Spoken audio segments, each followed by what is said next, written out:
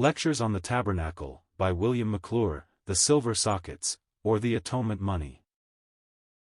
Exodus 30 verses 11 to 16, 38:27. This is one of the plainest types of redemption to be found in the Word of God.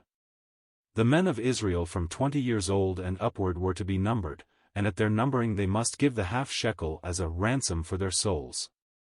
There is no such thing as being numbered and eligible to fight the battles of Jehovah, save by bringing this atonement money.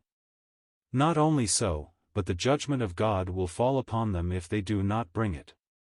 Alas! We are living in days when thousands upon thousands are enrolled in the professed hosts of the Lord, who do not know what it is to be redeemed, and what is worse still, who do not believe they need it.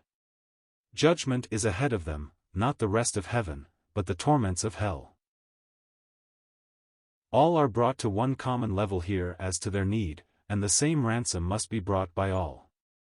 The rich man cannot add to it, nor may the poor man bring less. So God will have nothing from man, but his Son. No human righteousness or merit can be added to Christ, and less than Christ will not do. The silver itself, as well as its use, is typical of Christ. We might ask why God should choose a silver coin in value nearly equal to a 25-cent piece, or English shilling. Silver is a pure metal, white and precious, and in this Christ, as the Holy Son of God, is surely brought before us. We read that a shekel is 20 gerahs. Then a half shekel would be 10 gerahs. Think you God gave us that bit of information for no purpose? 10 gerahs. Why do I need a ransom? Because I am under the curse of a broken law, of 10 commandments. Then here is Christ, who will bear its judgment, as my ransom. The word shekel means weight. Half a shekel then would just mean half weight. But how could that set forth Christ?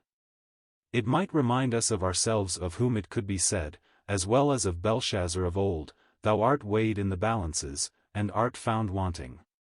Yet it did proclaim Christ. Did you ever ask yourself, what is substitution? Perhaps you say, it means one dying in place of another.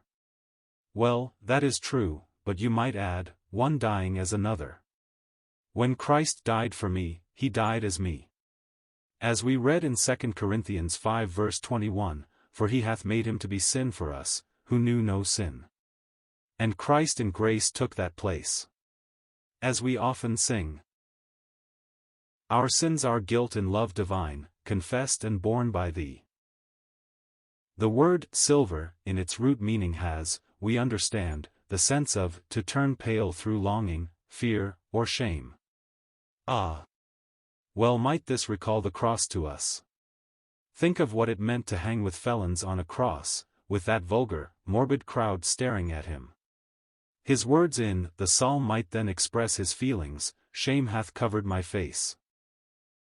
David's omission of the half shekel, and its fatal consequences. 2 Samuel 24. In his passage David ordered Joab, the captain of the host, to take the number of Israel. That strange and ambitious man seemed to see that David was making a mistake, and against his will took the number of the men who were eligible for the army. That was a very costly census taking to David, for no less than 70,000 of his army were taken away by the plague. Passing by the pride of numbers, which reveals itself in David at this time, we see something deeper in this incident. God had said, "When thou takest the sum of the children of Israel after their number, then they shall give every man a ransom for his soul unto the Lord, when thou numberest them, that there be no plague among them, when thou numberest them." Exodus 30 verse 12. We see no reference at all to the atonement money in this case, and we do see the plague. Is there not a very solemn lesson in this for our own day? How many are enrolled under the banner of the cross, as they put it, in the church or some of its auxiliary societies, but they have never known redemption. The saddest part of it is, they have never learned their need of it. The simple question, "Did you ever discover that you were only fit for hell?" would make them indignant. They were never bad enough to go to hell. They are not soldiers of the Lord, for all that he has in his army have been redeemed. And for those who have not, there is nothing but judgment.